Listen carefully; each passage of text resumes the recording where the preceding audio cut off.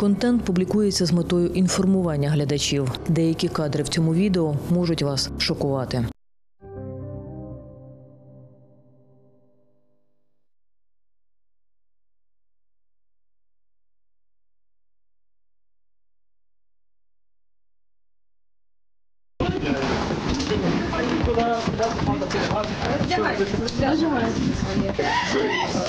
У мене осколок в дупі, осколок в стегні і палець розтрощений.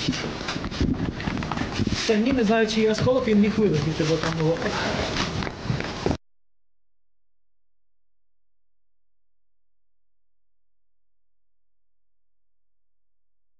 О, Що трапилося, розкажіть? під час евакуації я медик бойовий. На мене скинув, дрон скинув малого. Так. Скиди були, так? Да. Бойові медики, санінструктора, стрільці-санітари, які надають першу домедичну допомогу, які саме знаходяться на полі бою, або ті, які виїжджають на броні туди ближче, до нуля, до передньої лінії. Ми їх втрачаємо. Не обов'язково вони гинуть, але вони більше не можуть працювати, тому нам їх не вистачає. Що? Бійця евакуювали? Та я інша група евакуювала. Скидай. Так, це все хорошо. Давай, скидай. Я тут поки інтерв'ю даю, мені вже це зрізали. Вже так. Футболку. Тут все добре. Зверху все добре. Нас було спочатку набагато більше, а з кожним днем нас все менше і менше. Ми спілкуємося серед своїх, серед інших підрозділів. Все ж таки ми довго один з одним пліч-о-пліч. Ми вже здобуваємо не просто братерські відносини, а так дружньо-сімейні, і потім ми один одного втрачаємо, і це саме важке. Лягайте на кушеточку спинкою на спину. Того ви так професійно все розказали, так? Так.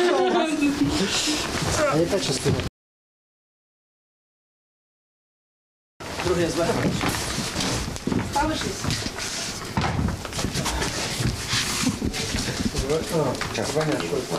Звання молодший сержант. Пане Іване.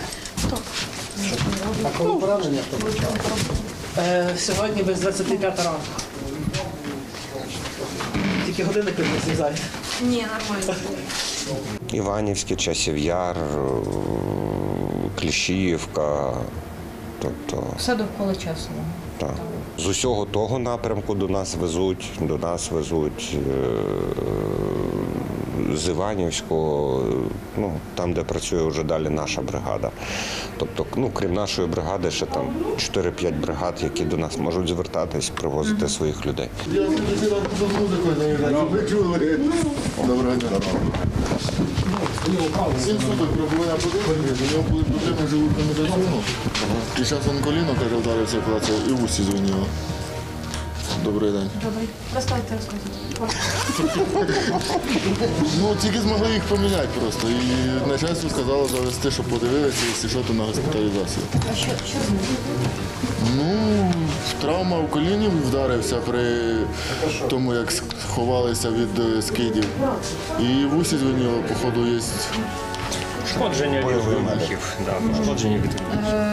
Ви ще з ним, я так розумію, це контузія швидше? Ну, акубрав травма невеличка, має бути.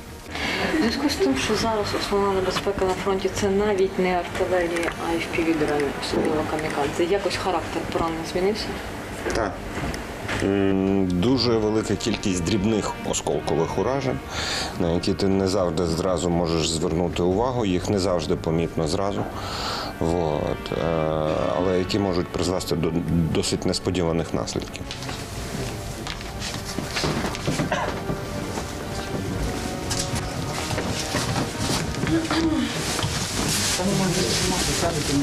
Налягає вас. Сідайте сюди посередині, голову туди, ножки сюди. Тому так.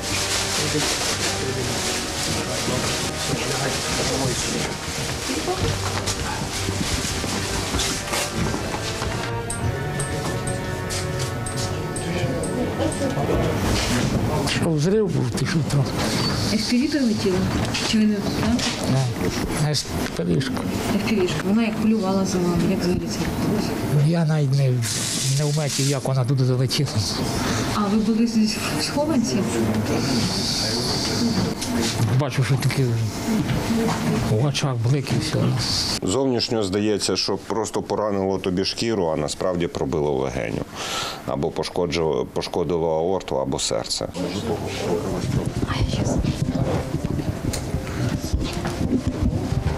Є протоколи ФАСТ, тобто це протоколи УЗІ обстежень. У нас є один УЗІ-апарат, такий більш стаціонарного плану. Як він працює?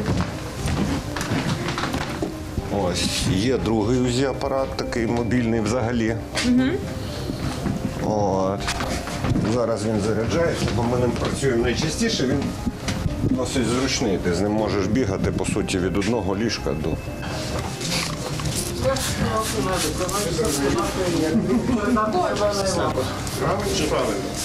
Що тебе турбує?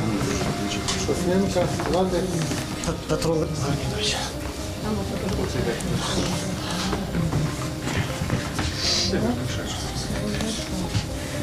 Тихо і спокійно, глибоко.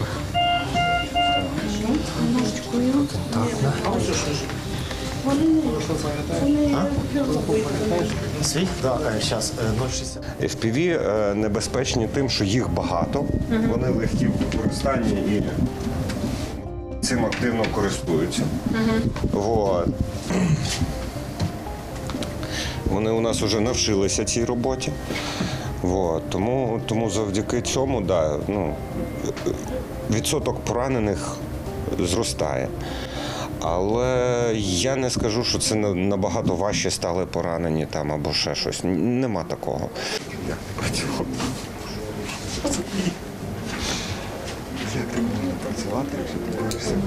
Тут здебільшого поранень 80% від МПВ. Якщо на піхоту, то вони здебільшого осколки використовують. А якщо в бліндажі, то вони там є акумулятиви, різні боєприпаси.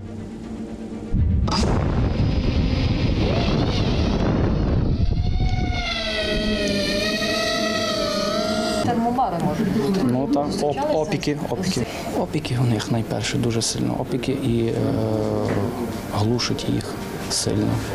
Розриви барабанних перепонок. Вони не чують нічого? Залежно з якої сторони. Якщо прилітає, наприклад, там з лівої сторони, якщо він повернутий лівою стороною, то здебільшого страждає одне вухо. А якщо попадається так, то буває, що і дві розриви на двох вухах. Давно ви на війні? Рік буде скоро. Це ваше перше поранення? А які ще були? Теж ноги. Ну, поранення є в ногу якби легке, а в голову то вже тяжче. Так що я думаю, що там зашили. Можливо, струс мозку в нього, це вже будуть дивитися там в госпіталі, зроблять йому більш детальний огляд, і вже буде ясно. Так, і прицепіть. Я схопив одне. Лежим. Артем. Лежи, не шевелись. Сейчас, болим. Давай, ладно. Тільки поранених у мене вже. У мене все тільки поранених.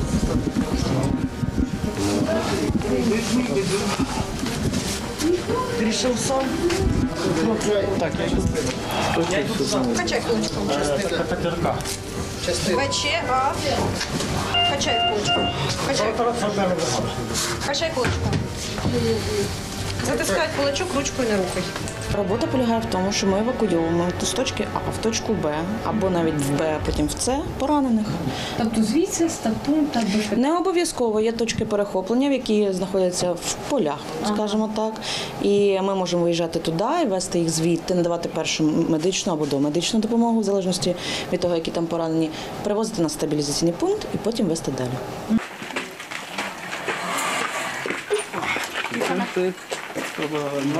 Мы с тобой запад дадим.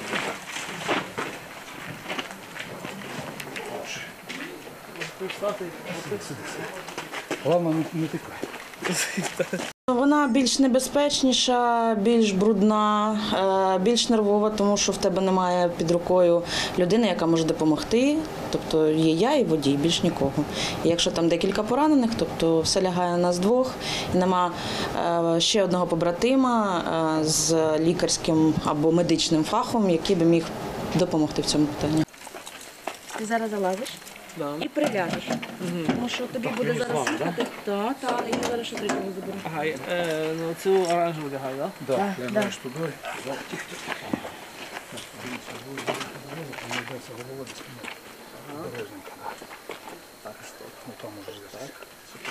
Палець, не спіши.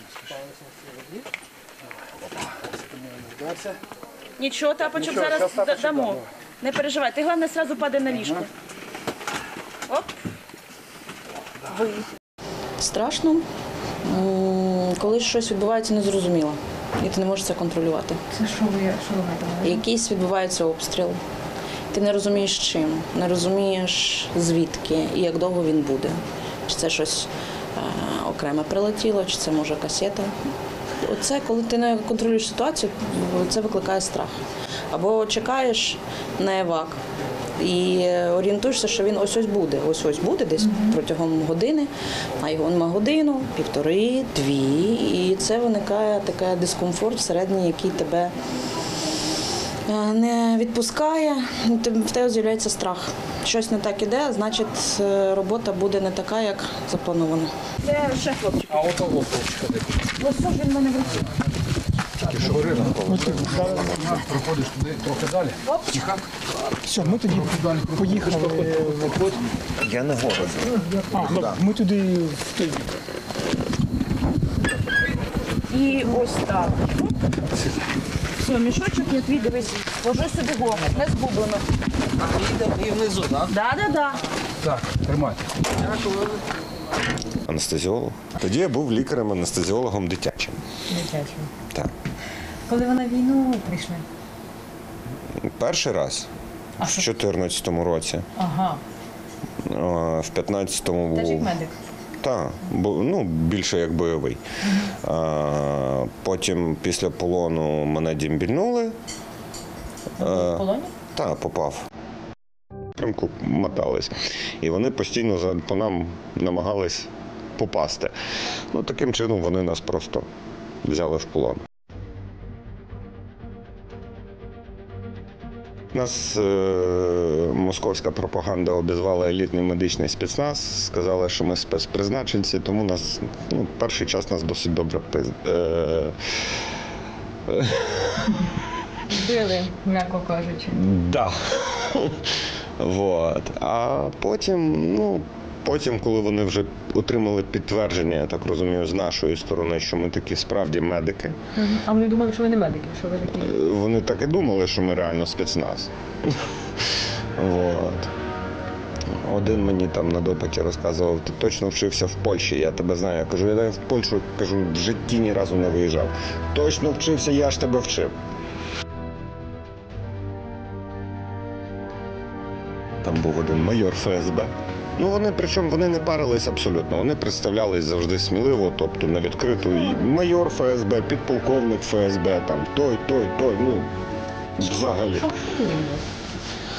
Інформацію, ти ж як медик, ти знаєш, можеш володіти багато якою інформацією.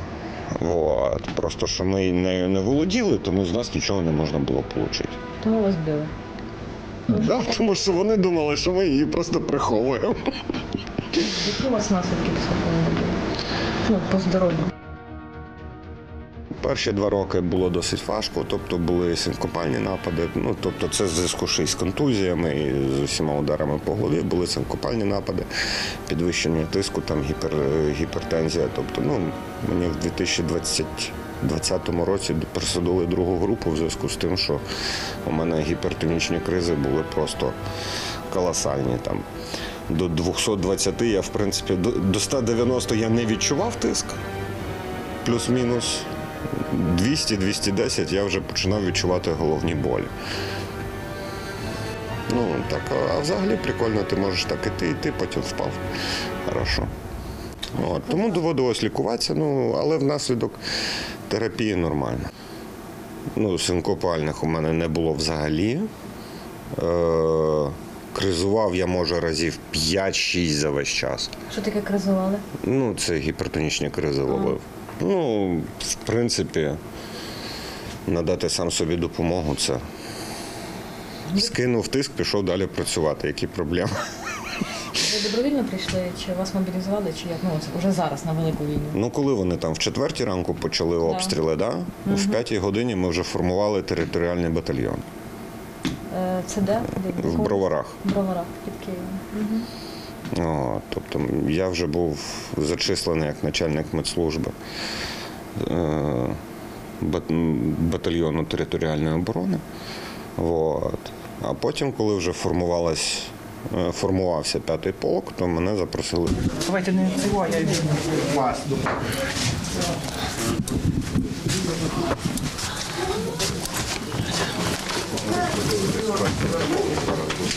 Я служу з перших днів війни, з 24 лютого 22 року, в медичному пункті, тепер в медроті. І хотілося просто працювати в тій службі, яка намагається допомогти. Тобто там хлопці роблять надважливу роботу, а ми їм допомагаємо її робити, щоб вони були впевнені, що все буде гаразд. Щоб не трапилось, бо ми тут є.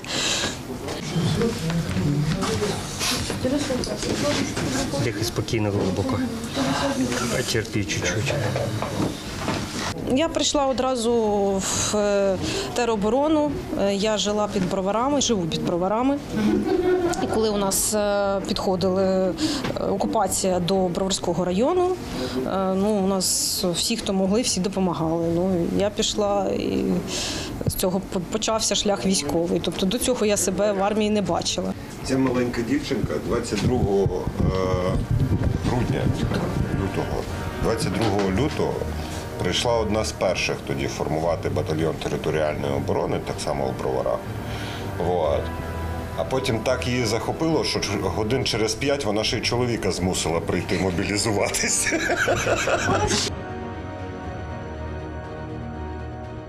Чоловік хотів піти служити, але там черга велика була для чоловіків, зрозуміло. Тут у нас окупація, всі стоять, вже з сумками, з віщмішками. А я прийшла, оголошення було, що там парамедиків будуть вчити. Я думаю, піду щось повчу по це. Прийшла, а тут медпункт, якого фактично немає, там 2 медика тільки.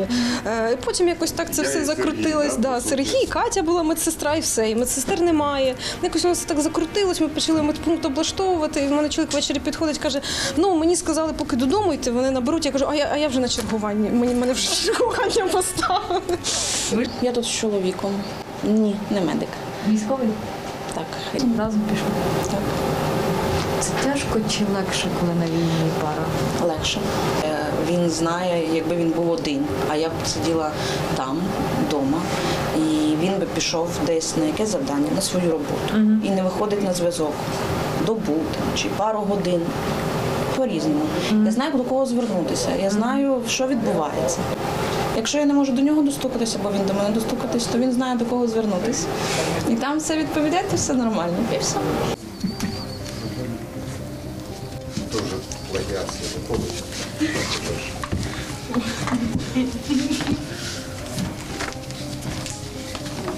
Є у тебе ця зшитка? Воно десь і легше, і важче. Легше, тому що є спілкування, важче йому, тому що добре, коли там щось є і все там добре вдома. Батькам, мабуть, важче, але загалом добре розуміти один одного. У мене? У мене все є. Покажи їм, щоб вони знали, з ким мають честь спілкуватися.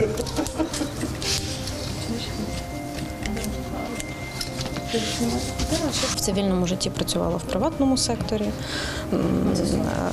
Ні, у нас сімейна педіатричний кабінет.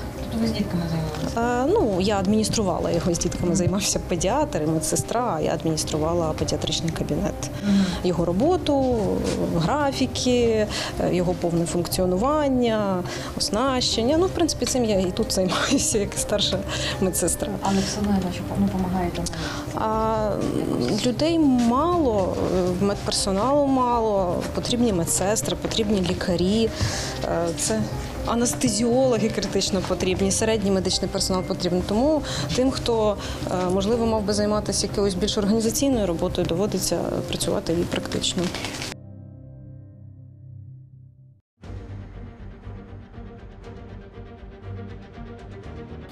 Хотілося допомогти. Ну, тобто, я дуже хотіла працювати на стаб-пункті, працювати з пораненими. Тобто, це і була мета – йти служити. І хотілося одразу безпосередньо відчувати, що ти якось намагаєшся мінімізувати втрати, мінімізувати оцей урон, який наноситься, допомогти максимально зберегти працездатність, максимально допомогти, там, знеболити, зарадити, можливо, навіть побалакати, бо ми ще ж спілкуємось, да, заспокоюємо.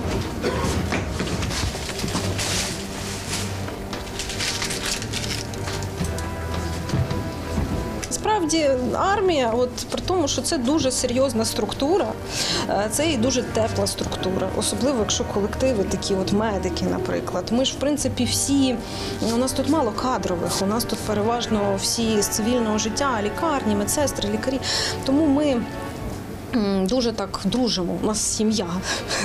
Ми дуже багато часу разом проводимо і це все переживаємо разом. Тому ось це радощі. Ясна річ, що хочеться радощів і цивільних, які там трапляються тільки в відпустки, які бувають рідко. Але загалом, да, ось це радощі в спілкуванні і в тому, що є команда, є якась оця, як я кажу, сім'я. Так, буває складно, деякі реалії вони десь і жахають. Всі завжди від медиків хочуть почути, що ми там в повному жаху від того, що ми бачимо. Але це не так, ми до цього готові і це сприймаєш як просто… В момент, коли ти це бачиш, ти це сприймаєш як предмет роботи. Тобі головне з холодним розумом підійти до того, щоб зарадити максимально. А потім ти вже можеш аналізувати. Знаєте, завжди люблю казати, що я до війни дуже любила усілякі фільми, там, Марвел, DC. Так от після початку війни дивитись їх неможливо, тому що ти працюєш з справжніми героями.